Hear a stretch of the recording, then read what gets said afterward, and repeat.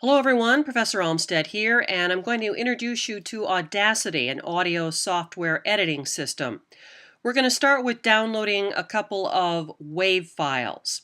So go to the class Blackboard site. Under Content, you will see under class number 3 a WAV file that says Oil Interviews and one that says Oil Nat Sound.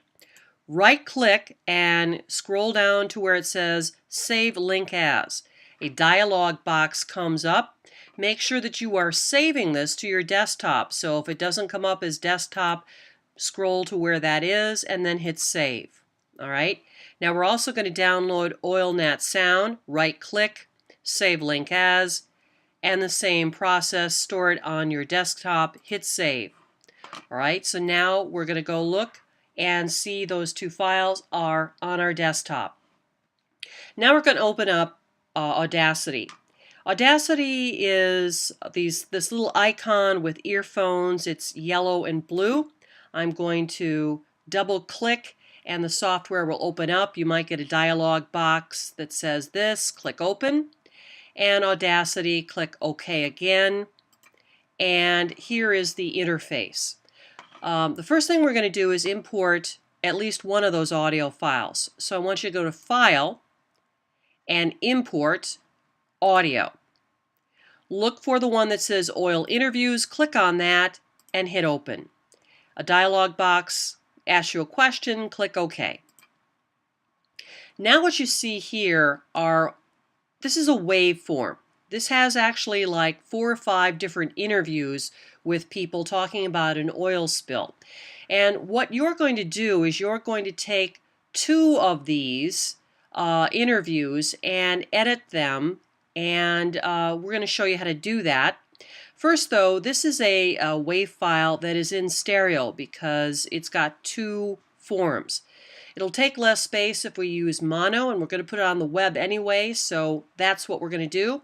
We're going to make this into a mono file. We're going to go to Track, Stereo Track to Mono, and now we have just a mono track. To get this to play, all I need to do is hit the space bar.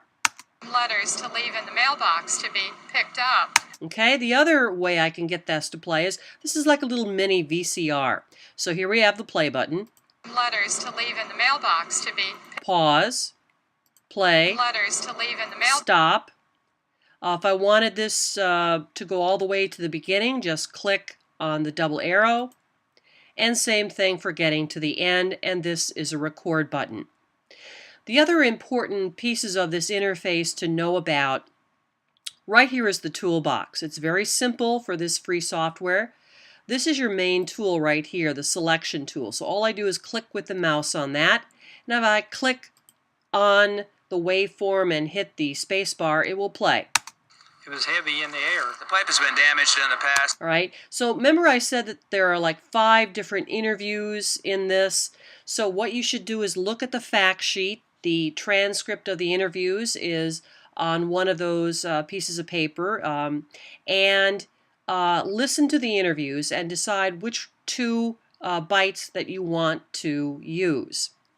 We will get into editing in a second tutorial, but I'm going to continue first with the interface. This little button right here is an envelope tool. We use that when we're adjusting audio.